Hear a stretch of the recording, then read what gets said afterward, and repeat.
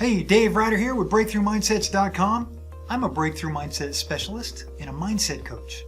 And I help people just like you to break through old, destructive, negative, toxic mindsets so that they can make a bigger difference in their life and achieve greater success with new, productive, positive, life-giving, energy-boosting mindsets that lead to a happier, healthier, and more satisfying life.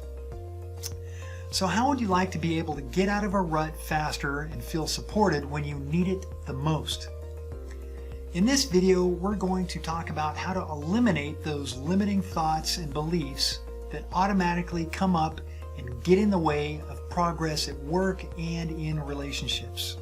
So how do we eliminate those self-discouraging, self-limiting thoughts and beliefs? Well, that's a great question. It turns out that what you think and believe about a situation has a direct impact on how you feel and what you will do about the situation and the outcome that you will get. So you want to create and practice your thoughts and beliefs that are going to produce the outcomes that you want to experience. It's kind of like reverse engineering. So you want to create beliefs and thoughts that are helpful, useful, and relevant to the situation. So are they producing the results that you want and expect? If not, then consider this. You know what it feels like to feel down and not to be able to turn things around. And at times like these, we need self-understanding, perspective, and support. And why is this important? Because we all get into slumps. We all have ups and downs, especially when we're growing and learning. All humans go through this. It's predictable, so don't let anyone else fool you. Sometimes, however, we make things so hard.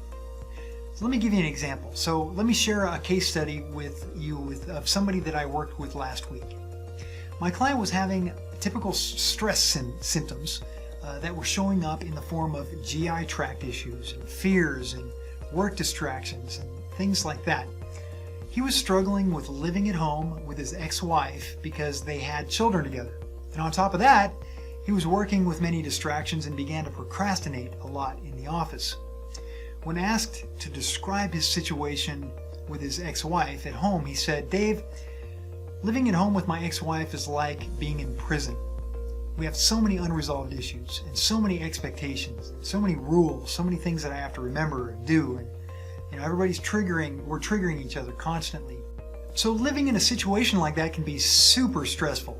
And then at work, he felt like he was being pulled away with distractions from things that were most important to do at work. He said, "It's like being forced to deal with stuff that I just don't want to deal with.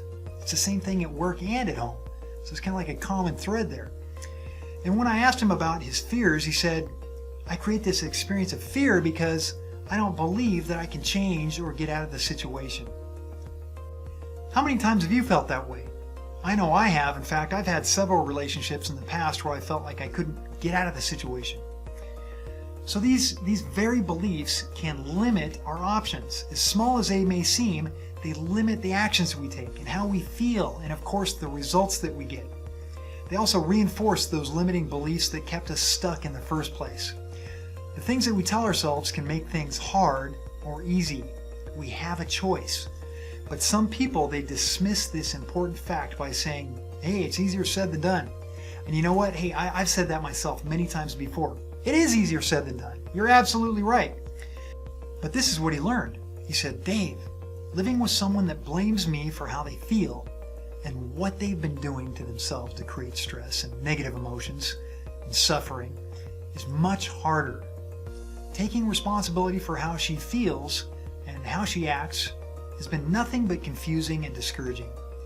I only thought I was stuck in this negative and toxic environment, and now I know that I'm free to love myself enough to change the situation for the better." And he already has plans to move out and establish a new routine with his ex-wife around his children. And what I discovered was that it comes down to this, that it is only difficult to do if you believe that it is difficult to do. That when I make it easy, it is. So here's my suggestion to you. Believe that you can do it. Believe that you can change yourself and change the situation that you're in for the better. Believe that it is easy, and it will be. I promise you, you will take more action, feel better, and discover that getting better results is easier than you thought. It's our thinking and our own fearful reactions to our thoughts that get in the way and make a situation seem impossible to change. Believing that it's easy is the hard part, however, just like with everything else in life. If you just do the easy stuff, life seems to get hard. But if you just do the hard stuff, well, actually you don't have to do just the hard stuff, but if you do the hard stuff, life tends to get easy. Your beliefs are the key to what you see. Believe in your ability to change your situation for the better, even if you don't know how at first.